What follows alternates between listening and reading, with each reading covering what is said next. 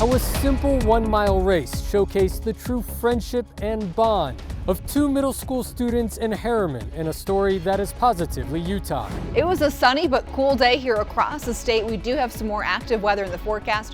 What to expect over the next couple of days as we head into the holiday weekend. Not one, but two gas leaks today causing trouble for first responders. The second large gas leak in Salt Lake City today shut down Sugar House Park.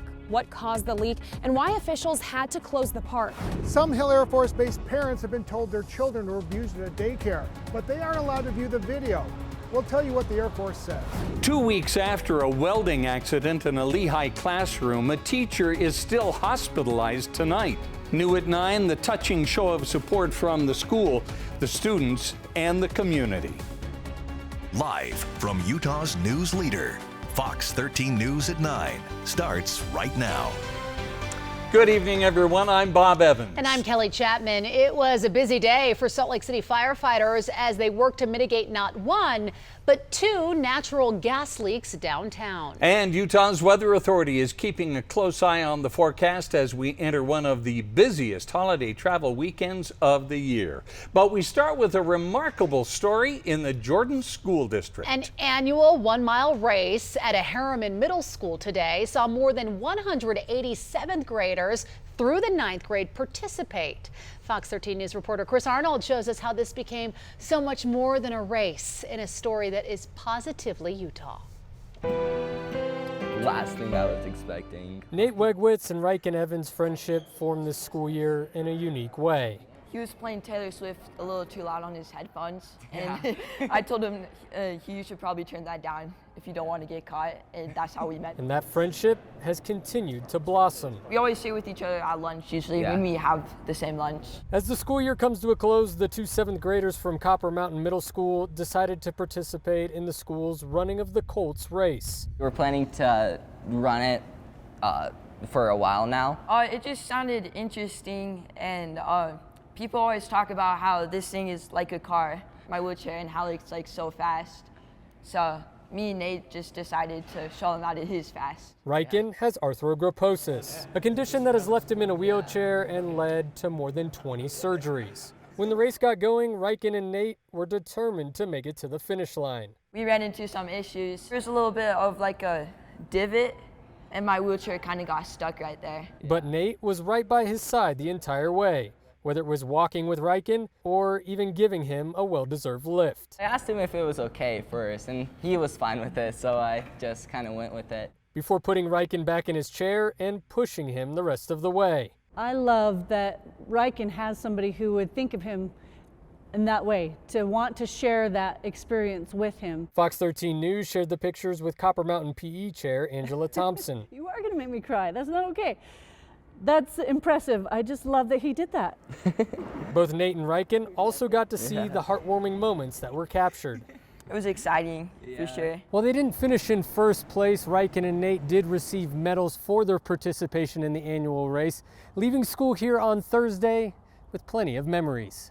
Really, really great to do it with Riken. It's all about like teamwork and friendship when it comes to stuff like this. And luckily I have super good friends that will help me with anything I need. In Harriman, Chris Arnold, Fox 13 News, Utah. Wow. Yeah. What a positive story. Won the race. Yeah, they sure They did. won that race. They sure did. They sure did. Wow. Well, you know, we're heading into a holiday weekend. Second half of the weekend will win a medal. The first half, I think a lot of you will be a bit disappointed with what we have possibly happening on Saturday. As we look right now here in the Cache Valley, 51 degrees, 55 for Salt Lake, currently 51 for Price, and it's still hot in St. George, currently 80 degrees. So right now, a calm evening for the most part after what was a windy day yesterday, a windy night last night, still breezy today. And tomorrow is going to be warmer, and then we're going to see increasing clouds tomorrow afternoon, along with a chance for maybe some isolated showers tomorrow.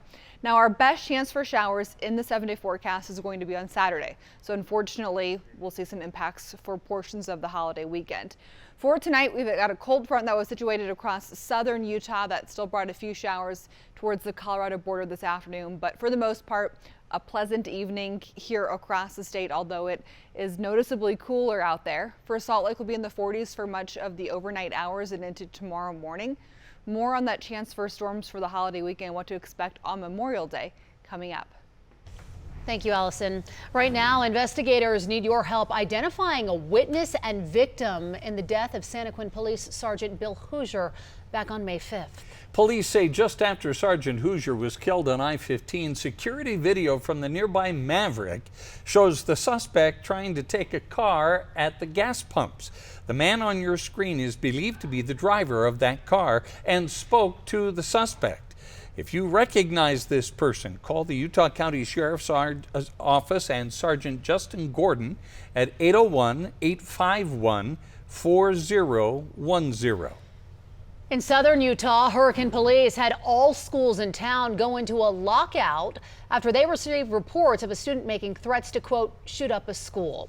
The lockout was lifted after police were able to find the student who made those threats. No word on the steps they're taking with the student. Detectives say the investigation is ongoing. The man accused of killing Lisa Redmond, a police Pizza Hut delivery driver in 1996 in West Valley, had his first court appearance today in that cold case murder. 57-year-old Donald Young was assigned a public defender and a detention hearing was scheduled for June 4th. Young is already serving more than 30 years at the state prison in Gunnison for aggravated sexual assault and robbery. Last week, Salt Lake County DA Sim Gill announced DNA evidence connected Green to Redmond's death. We are learning more about the deadly jet ski crash in East Canyon Reservoir last night. State Park rangers say 30-year-old Benjamin Paul Rosser was riding the jet ski at about 7:30 last night. He hit the rocks on the west side of the reservoir. Someone who was fishing saw the crash and then called for help. Rangers responded quickly but say he had already died. It is unclear what caused Rosser to crash. Park officials say he was wearing a life jacket. An update now on Levi Wright, the 3-year-old boy from Beaver in critical condition at Primary Children's Hospital after being swept away in a fast-moving creek 2 days ago. A family friend tells us, quote, no real change yet, but he's not regressing, so that's positive. They are doing an MRI tomorrow, so they should learn more after that test. The family is thanking everyone for their continued prayers. It has been about 2 weeks since a Lehigh High School teacher was badly injured in a welding accident in the middle of class. And tonight we've learned that while he is still hospitalized, his condition is improving. The teacher in question is this man, Colton Marble.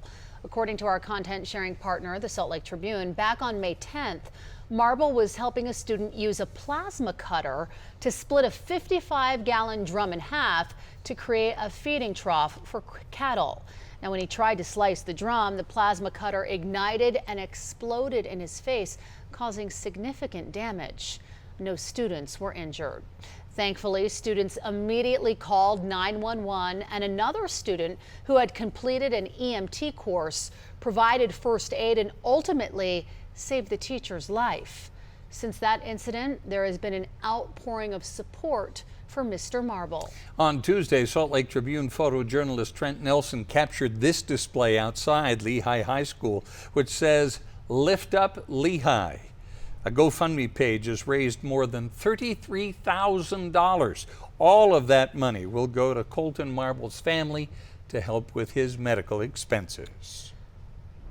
2 large gas leaks happened in Salt Lake City today. The first one happened on State Street at 700 South right about 1 p.m.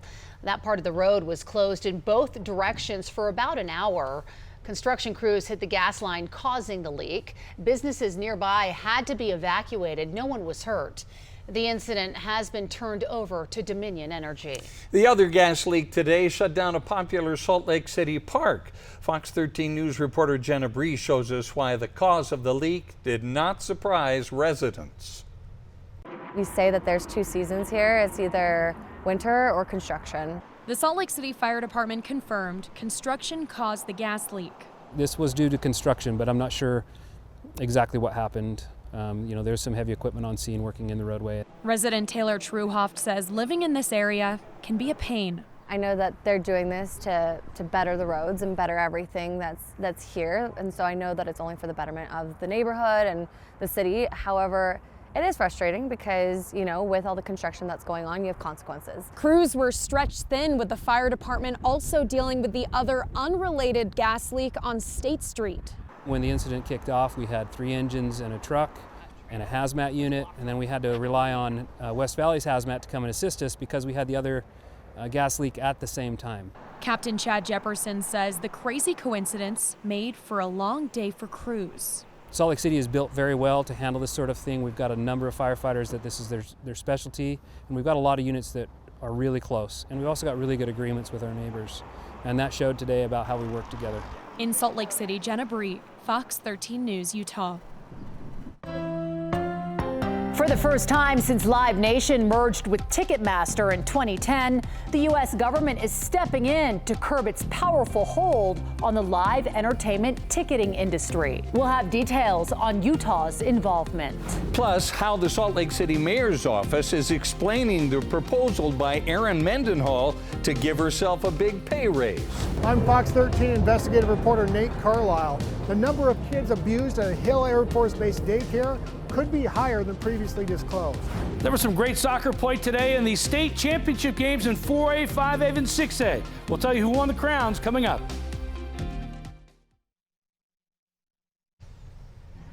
The Department of Justice and dozens of states are accusing Ticketmaster's parent company, Live Nation, of having a monopoly. The lawsuit accuses Live Nation of abusing its industry dominance to overcharge concert goers.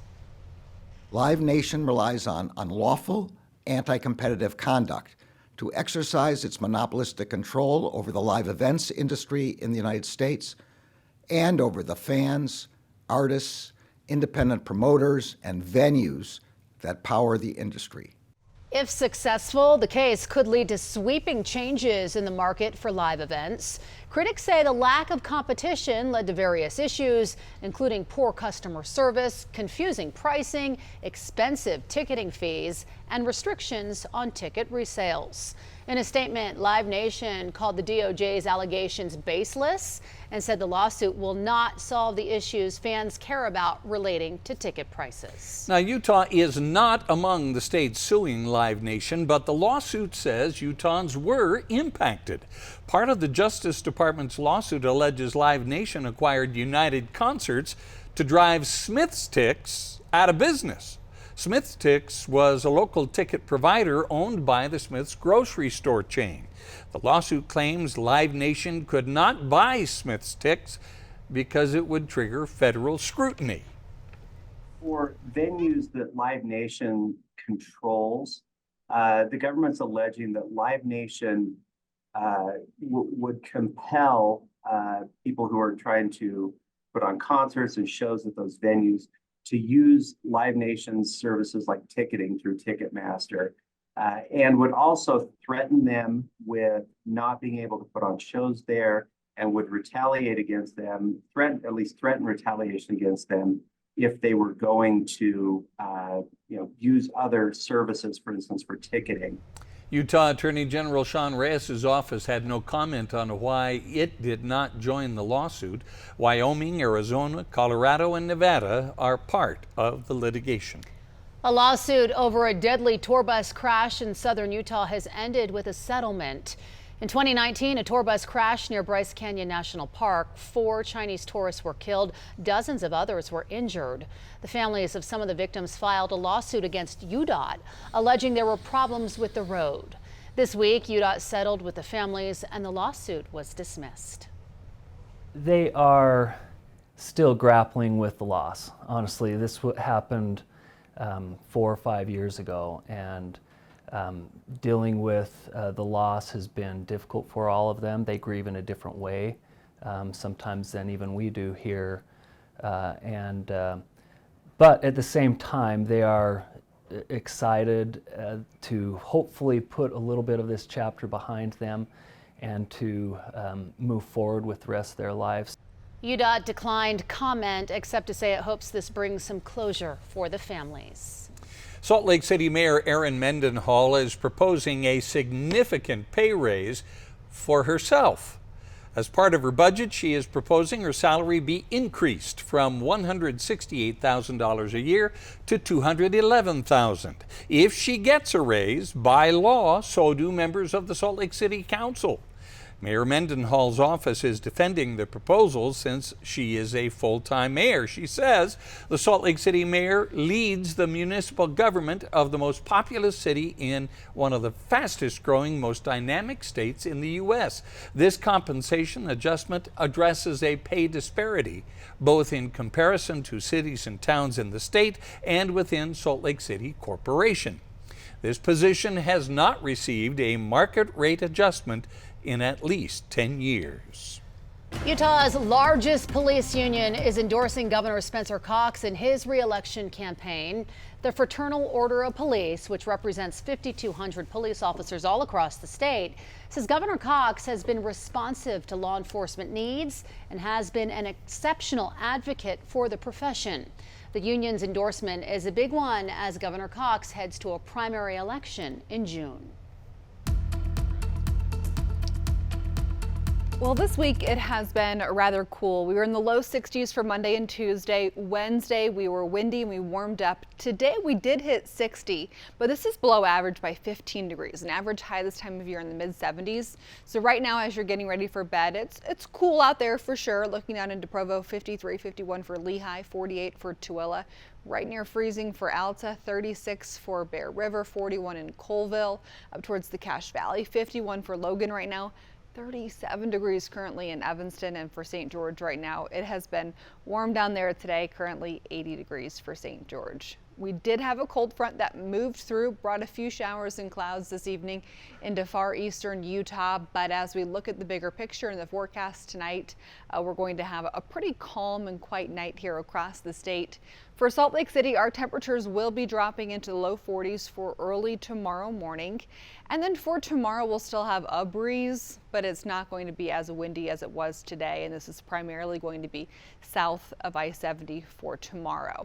Our best chance for showers heading into the holiday weekend will be widespread showers and thunderstorms north of I-70 heading into Saturday. So we've got a lot to talk about for the holiday weekend. Monday's looking really good. That's all still the same, but we're still tracking that chance for some showers as we start the holiday weekend.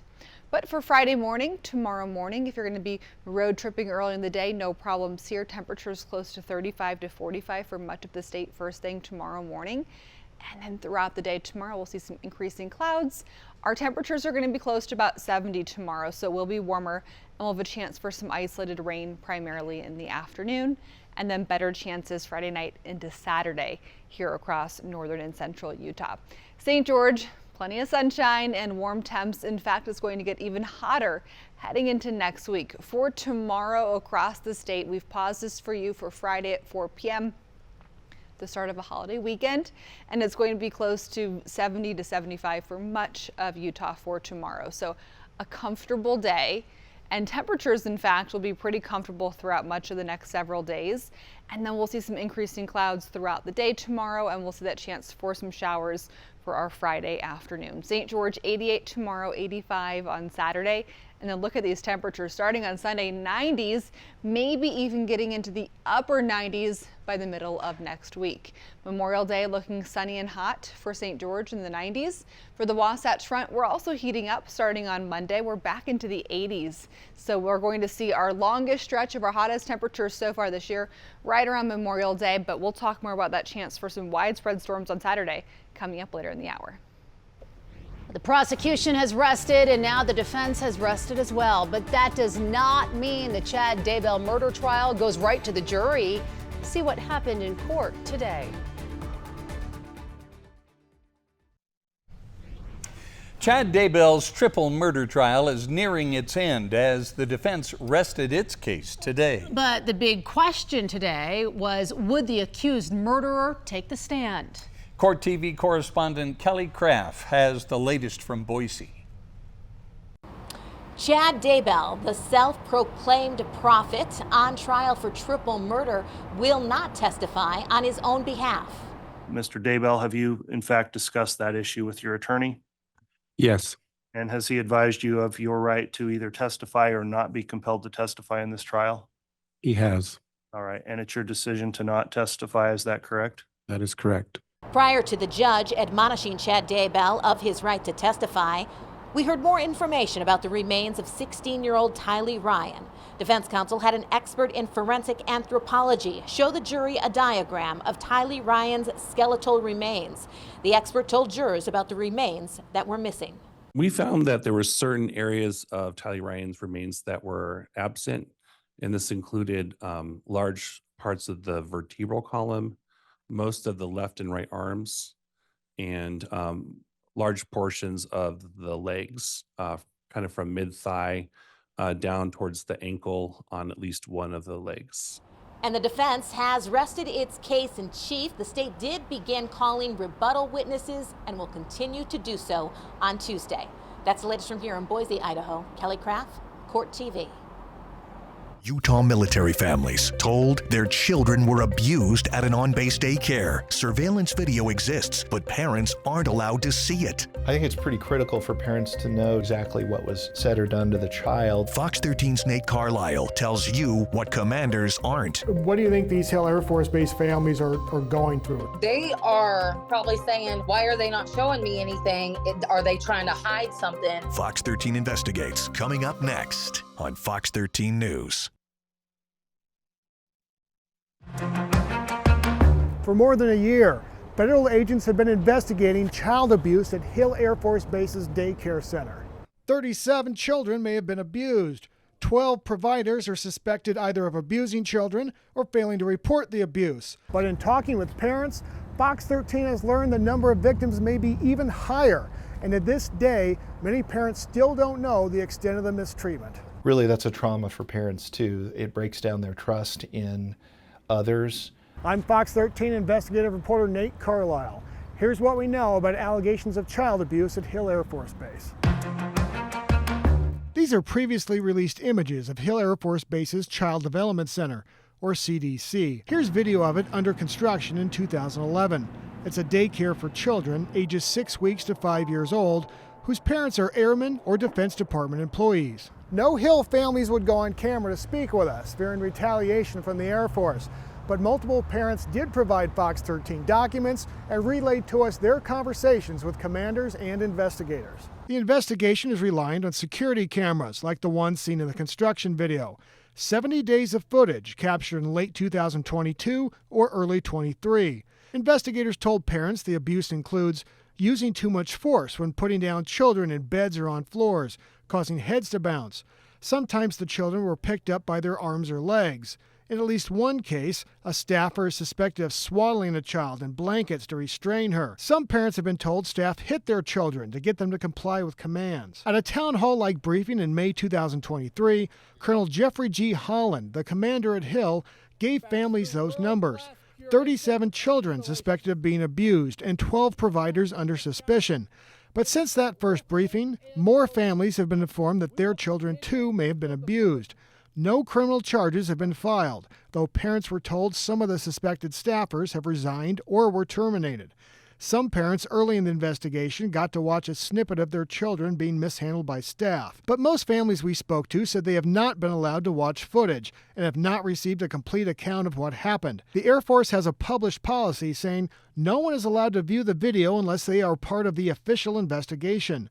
Some parents were told they could file a request under the Freedom of Information Act for the video when the investigation is complete. It's all leaving parents with questions about the severity of abuse and what kind of therapy they should seek for their children. I think it's pretty critical for parents to know, to the extent that it is known, exactly what was said or done to the child. Philip Basie is a child and adolescent psychiatrist. What we know about adverse childhood events is that having one or more puts that child at risk throughout their lifetime for lots of issues, mental health issues and even physical health issues. Investigators told families in April, a year after the investigation started, they hadn't watched all the video yet, though they believe they've seen the most important footage.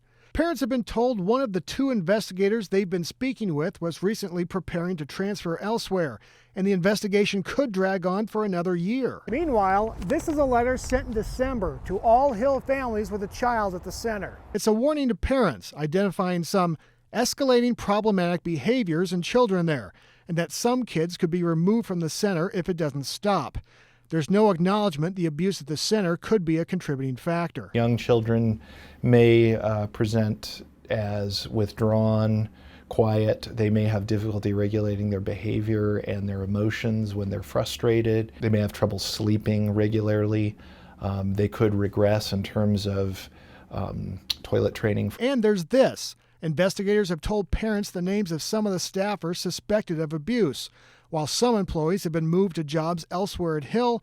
As recently as this month, parents have complained that some of those employees are still working at the center. Parents were told those workers have been removed from childcare and given an administrative post until the investigation is complete. But the mothers and fathers dropping off and picking up kids have anxiety when they see those employees. Some families have left the center and gone looking for childcare in the civilian sector. 2, 3, go! Child development centers are standard at U.S. air bases, and there have been problems elsewhere. My husband deployed a lot, so it was just me, and I work all the time. So for them to be there for myself and be able to take care of my child, which I think is in a safe environment, is essential. Jennifer Clinton's husband was in the Air Force for 23 years. Their daughter attended a center on Robins Air Force Base in Georgia, where last year, 2 workers pleaded guilty to charges of cruelty to children. A jury convicted a 3rd employee of failing to report abuse. When you get the runaround, you're just like, what are you trying to hide? Clinton was told she would have to file a public records request to see video of her daughter at Robins Child Development Center.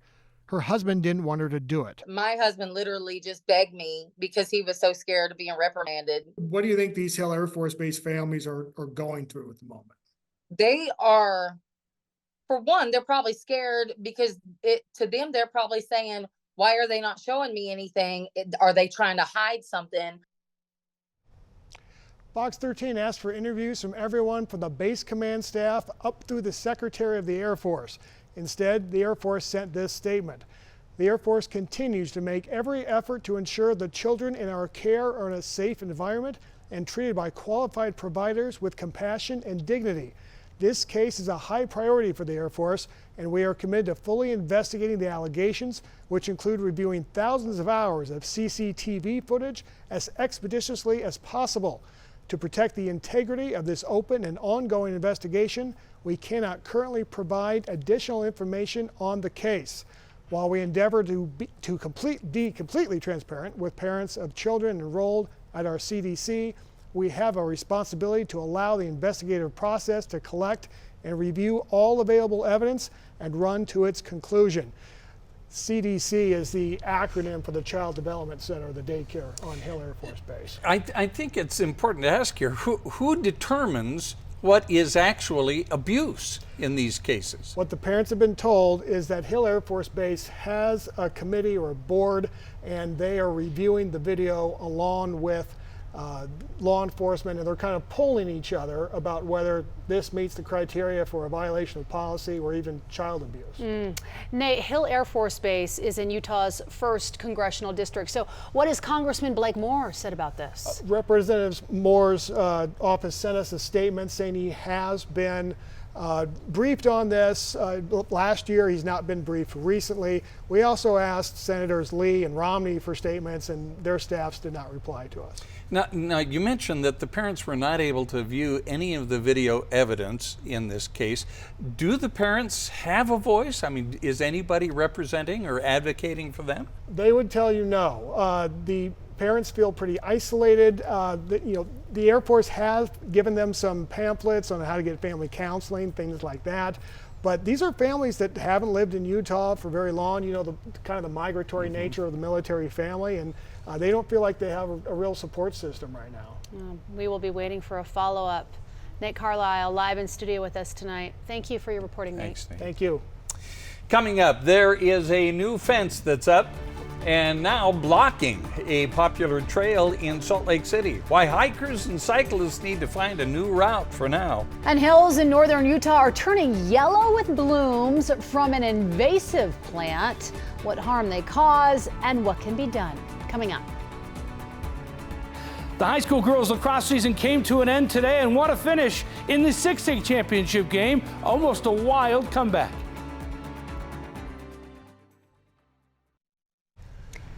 A beloved Kaysville diner is closing its doors. Annie's Diner in Kaysville, once known as Granny Annie's, is closing for good on June 1st. Last year, the restaurant lost more than $93,000, as reported by our content partners at the Salt Lake Tribune. So I'm going to cry. My in-laws came here sometimes twice a day, and when we lived out of the state, we would come here all the time when we'd come back to visit. Just the connections that I've been able to make with my coworkers and my customers, they've turned into family. All my customers came to my wedding. They're some of my favorite people. Oh, it is well loved. The current owner, there he is, Jason Sanders. You just heard from him. He bought the restaurant 3.5 years ago. Part of a popular Salt Lake trail is blocked off tonight after the property owner and the city couldn't compromise over what to do with it. Today, Adam Turville put up fences and signs blocking off his privately owned portion of the Bonneville Shore Trail line. Turville offered to sell the 32 acres to the city, but Public Lands says the price was too high. Turville then proposed to develop a 3-lot residential subdivision and sell other acres to the city to preserve the trail. Our goal is to preserve a lot of this, and we've approached the city, multiple departments at the city over multiple years with multiple proposals on how that could work, because that's what our family wants. We want to preserve this. It's a beautiful spot that our family and the rest of the public have enjoyed for a long time. The city wants to see the trail maintained, and we want to ensure that access. We know it's a very desirable place and very popular trail system. His proposal went before the Planning Commission last night, and the city voted to visit it another time. In response, Turville blocked off the stretch from Jack's Peak to H Rock until an agreement can be reached. Planning Director Nick Norris, who you saw just there, says they hope to come to a decision next month. Have you seen this? Hills in northern Utah are turning yellow with blooms, but they don't belong there, and weed scientists say they're ruining our native species. Take a look. The yellow flowered plant, there it is. It's called Dyer's Woad. Years ago, someone brought it from Russia to make blue dye, but it escaped its garden, and now it's been taking over natural areas in northern Utah. It's pretty hard to enjoy even the beautiful flowers of Dyer's Woad when I know that it doesn't belong there and that it's having a negative impact on the native species. It uses other plants' water. It uses the nutrients that are available for other plants. Ransom there says if you see one, pull it out before it can spread more seeds. Box Elder County crews will be spraying for the weed from a helicopter tomorrow. Well, today was below average. We only hit 60 degrees here in Salt Lake City. What to expect heading into the holiday weekend. Big changes are on the way in college sports, with players in the past and future set to receive big paydays. And it was a big day in high school sports with state championships on the line in lacrosse and soccer. The highlights are on the way.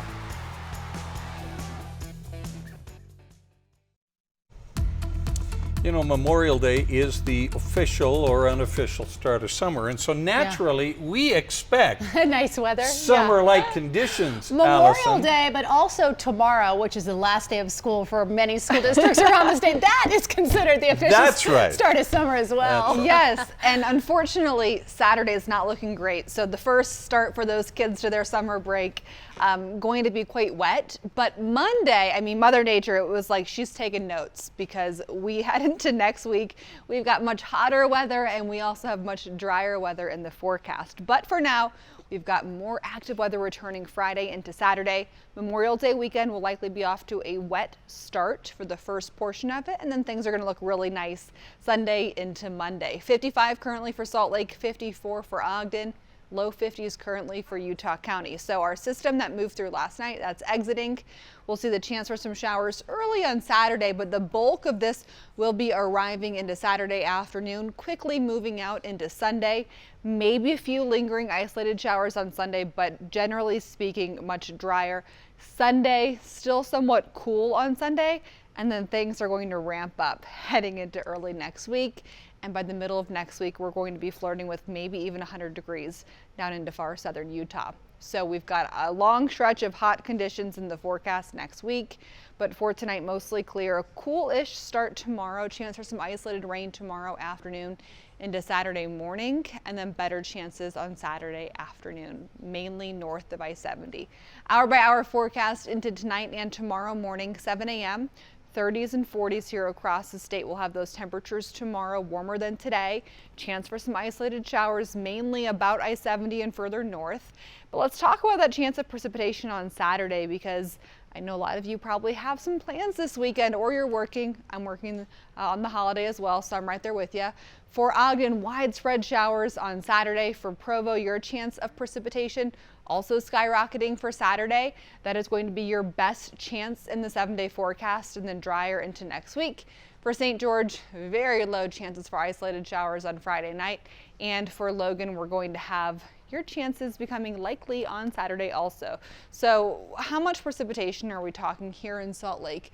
Right now, the forecast models now through 9 p.m. on Saturday, bringing us to around a 1/4 inch to about 1/2 inch of precipitation for the Salt Lake Valley. So we could get a healthy drink out of this, but that's going to be about I-70 further north over the next 48 hours. For St. George, your temperatures are really hot starting on Sunday. You're into the 90s. Look at that, upper 90s next Wednesday and Thursday for the Wasatch Front. About 70 degrees Friday, Saturday, Sunday. Widespread showers and storms on Saturday, and then things start to heat up.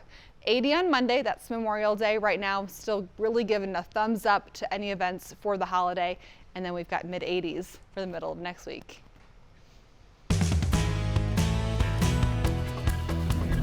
It looks like there will be big changes in college sports after the NCAA and Power 5 conferences have agreed to allow schools to pay players for the first time. This is part of an agreement to a settlement of 3 antitrust cases.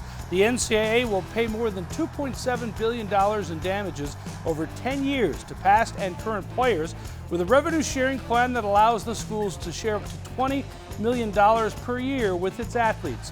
The settlement must be approved by the judge who is presiding over the 3 cases. There are 3 high school state soccer championships played today. It was American Fork and Farmington in 6A. The Cavemen took the lead in the first half on this goal from Dimitri Larson, put AF in control. The Phoenix had their chances to equalize, but it was a clean sheet for Maddox Pay. American Fork won at 1-0 for their first state championships and going back-to-back 40 years ago, 83 and 84. This one worth the wait. We had nothing to lose. We haven't won in 40 years, and we just wanted to prove ourselves this season, and we won region and then state. So, and it's going to be the same next year. Wasatch is building a dynasty, chasing their 3rd title in 4 years. The Wasps took on Roy in the 5A championship game. Xander Allred makes the stop for the Royals. On the other side, Jackson Medina was solid in goal, scoreless at the half, but then with less than 2 minutes to play, Jaden Cosper is there to put it into the back of the net for the Wasps. Wasatch won at 1-0 to win the state title, capping a perfect season at 18-0. We knew that we were going to win, and we kept telling ourselves, and I think that we got a little bit too cocky, and the end games got a little bit close, but like I said, we always come up on top. We're for sure a dynasty. Next year, we're looking to do a 3-peat. There were a lot of goals in the 4A championship. Ridgeline's Tate Hickman flicks it backwards for the goal. The Red Hawks are up 3-1 in the first half, but then the Spartans rallied. Bentley Heath heads in the goal, followed by this one by Abdul Malik Shahir to tie the game at 3. Boy, the game winner was a gem, though, for the Riverhawks.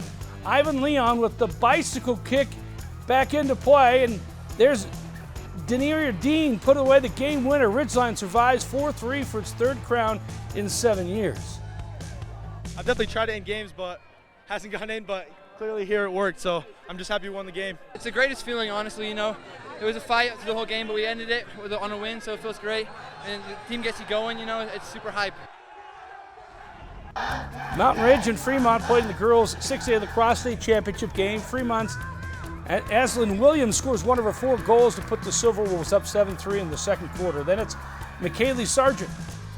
On the run, she scores. Fremont led it 10-3 at the half.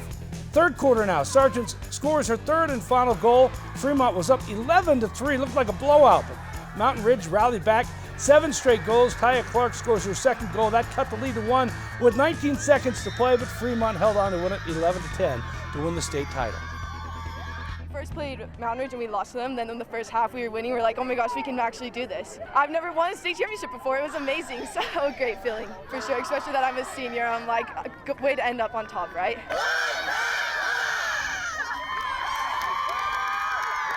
What a way to end your senior year in high school. Couldn't be State better. championship with your friends and family. Yeah, And a good crowd, it sounded it was like. a good crowd. Yeah.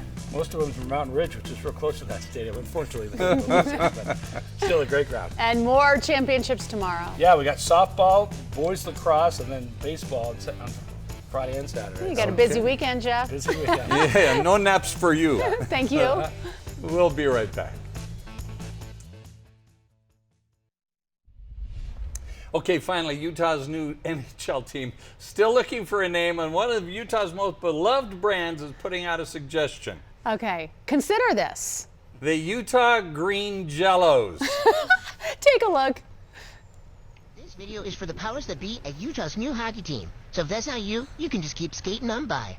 The mouth and the voice, and it just the mustache. adds to it. Yes, the mustache and the Jello. Jello posted this video on TikTok featuring a talking Jello mold, a green one, on an ice rink advocating for the name, saying Utahns love green Jello. In fact, Jello is the official state snack, if you didn't know. Yeah, it tastes even better on ice. Yeah, got some cred there. Yeah, there you go. Thanks for watching. Quick Cast up next.